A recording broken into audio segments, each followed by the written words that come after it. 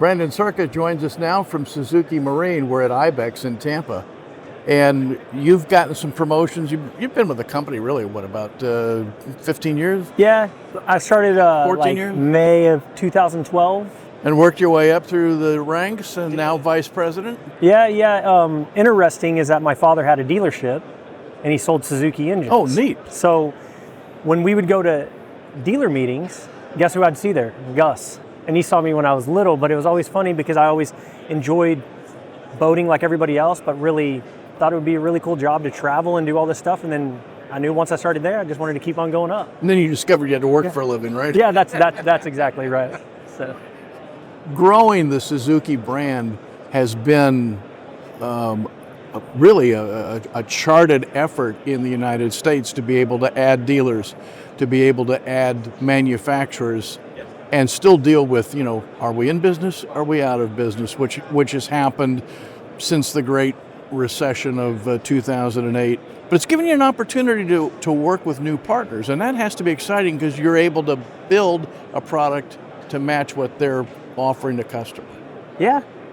I think one of the approaches I had, so what was nice is when I was in the field, I really got to listen, like sit there, okay, what is the dealer, and I was on the dealer side, so what does the dealer need? And I remember them saying like, well, if this would change or this would happen or just help me out with this, and I remember saying, okay, and I would go do it. And I'd come back to them and be like, all right, I did that, what's next? And I noticed that there were certain dealers that were really receptive, and you could just see we went from unit, and then all of a sudden you just blew it out of the water, just growing with them. But then you have the other dealers that were like, okay, well, we're just happy doing what we're doing. And I think just finding that, knowing how everybody operates really helped me out, because now in this position, from a high level, I have to do the same thing. But I really get to go and say, how can we grow every dealer, and how can we support every boat builder we can do business with, and figuring out the nuances. Keyed in on one of the topics is, how do I make it easy for the dealer when the product shows up to be rigged on a boat? Right. So how do you do that? What are some of the pain points that you've been able to solve for dealers? So some of the pain points I think is, as Suzuki is going, we're a complete engine company. And I think that is a great thing in itself because we don't own boat companies, right? Which is great. So we can take all of that support and everything we have to the dealer and boat builder. But the caveat is that if I don't own a boat company or I'm not entrenched in it, the rigging, the technology, sometimes you kind of get it third wind and they're like, well, we're dealing with this person or dealing with this, technology, and you're not there. So we have to go to the technology person and say, oh, we need to get, so we have to kind of figure it out. So what we're trying to do now is with my field guys, with especially the boat builder side, is really be in tune with what the technology that the boat builder is putting together before they even start offering. Does my stuff integrate? Well, now everything is CAN bus, right? So it's pretty much integrated. Yeah, it's that simple, but now it's like, hey, we need to work with Garmin, Raymarine, everybody across the board, and not just who Suzuki thinks is the best to work with. So I think that's been a change, but it's been good because even here, recently, everybody's like, oh yeah, your stuff is easy, it's plug and play, and I'm like, yes, we're finally listening, we're finally getting there, and that's what's nice. That's what I want, plug and play. And you always hear, well, your stuff, this goes with that, and so it's like, all right, well, let's figure it out internally and go from there. Just build the steps. That's all you can do, right? How much impetus do you think you're getting from the end user who has a choice of engines that they're going to hang on the back of their boat versus what a dealer says, we're a Suzuki dealer, we're only a Suzuki dealer or a Yamaha dealer or whatever the case may be?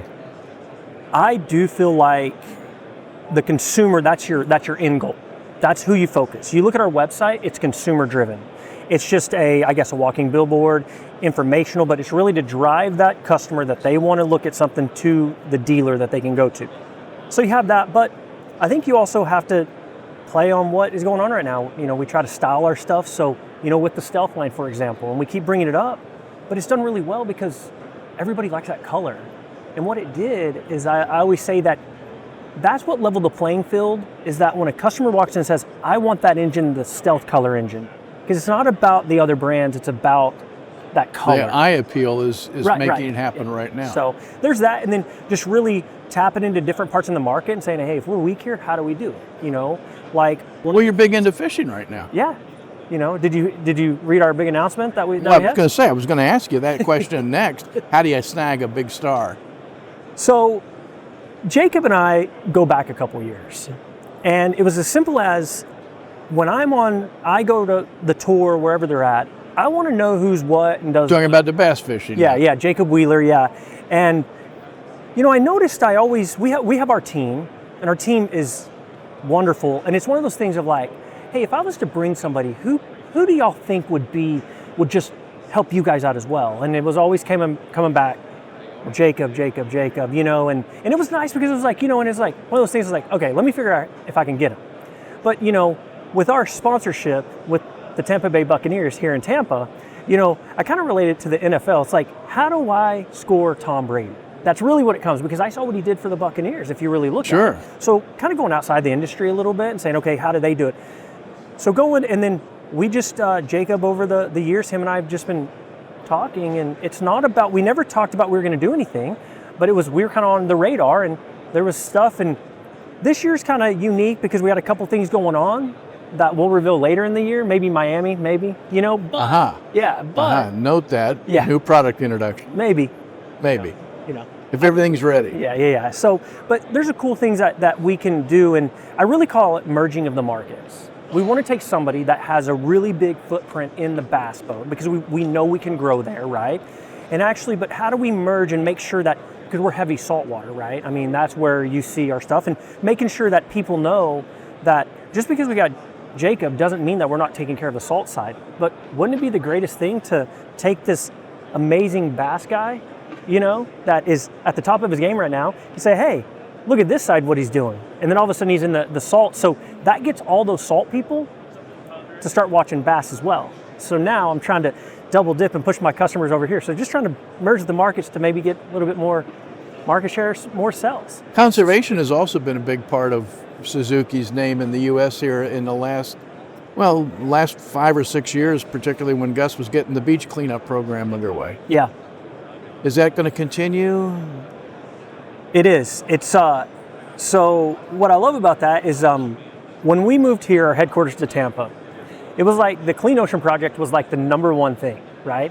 Well, Gus is moving everybody, okay, and he's trying to get everything going again. And Gus is just, you know, he's always busy, but he was super busy. I was right there and I couldn't even get time with him. And so Gus was like, hey, Brandon, I need help on this Clean Ocean Project. And I'm like, okay. So I just called the local, you know, Keep Tampa Bay Beautiful.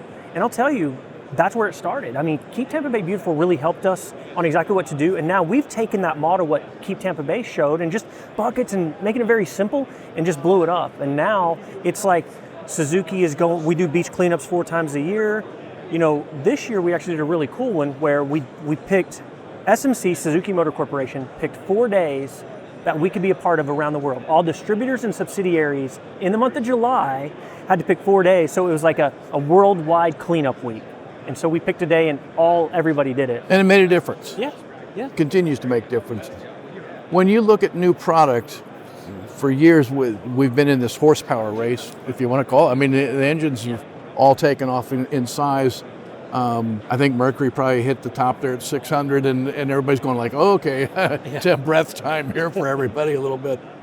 What about electrification or some other synthetic fuels? I mean, are you constantly exploring ideas and looking at what is really going to come up next, but keeping in mind what's affordable? Yeah, I mean, I think, electrification is interesting because, what you have to have is you have to have the infrastructure to handle that. And unfortunately, you look at marinas and they're 99% tapped out. Well, how do you charge that whole thing when you're just charging batteries and, So I think there's that. I think electrification is really good, meaning that, hey, if you want to go out for a couple hours, it's great. But, You're not going on a week-long vacation. Right. That's the thing. I think sometimes people look at it as, well, I have an electric car, so it works just the same as a boat. And I'm like, yeah, it doesn't really work that way. But one of the things is that we have to deal with now is we've been doing sustainable fuels. At our testing facility up in Panama City, all we use is sustainable fuels. So it's REC 90, so there's really no ethanol, but it doesn't have water in it, and it's the same price as regular 89 octane 91. Which is a big improvement. Anybody who buys marine fuel understands that one. So you don't get the vapor separation, right? So essentially water in your fuel, so you don't have that. And it's good, and the carbs are way down. So it's the CO2 emissions are dropping it down. So really, I think if, just from a standpoint of just people look at alternative fuels, that can help. I think that will reduce the carb, right? And I mean, the marine industry, we're huge, but compared to the auto industry, we're not huge, right? So yeah, so I think there's a lot of, stuff that's going on. I think electrification is doing pretty good in the small engine market. I think it's a little bit expensive, when you look at what it is, but I think I think it's like, in my opinion, like you remember you go buy that flat screen TV that was, so expensive, and then you wait 5 years and the price goes way down. So I think we're going to see some of that. Okay, good. What's next for you? You think fallish shows, the early winter shows, we're going to see something new from Suzuki? So I think our focus is Fort Lauderdale. This really kind of kicks off the show season, I would say, right? That's how we look at it. But we know this is more of an industry show. Then we go to Fort Lauderdale. That's a really big consumer show. That starts off in the fall. That really gets things going.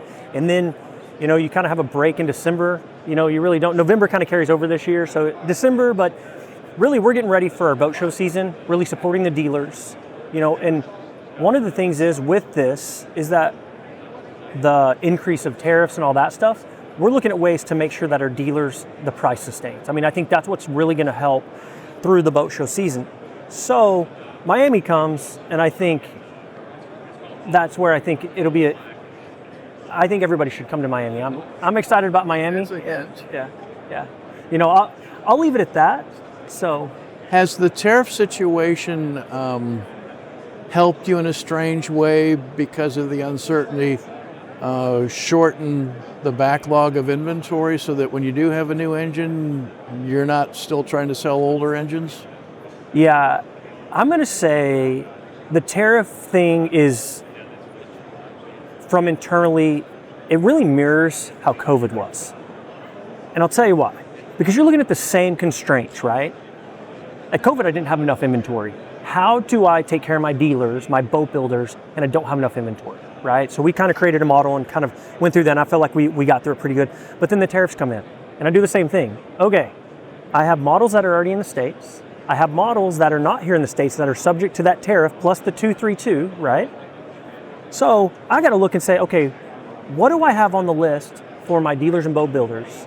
I need to make sure those go in, but I just can't say, oh, you're hit with all this pricing because I'm paying more, right? So that's kind of where it mirrors. I'm still looking at my boat builders and dealers and making sure they get the product to sustain that price and make sure that they can be successful. Because if they're not successful, we're not successful. Sure.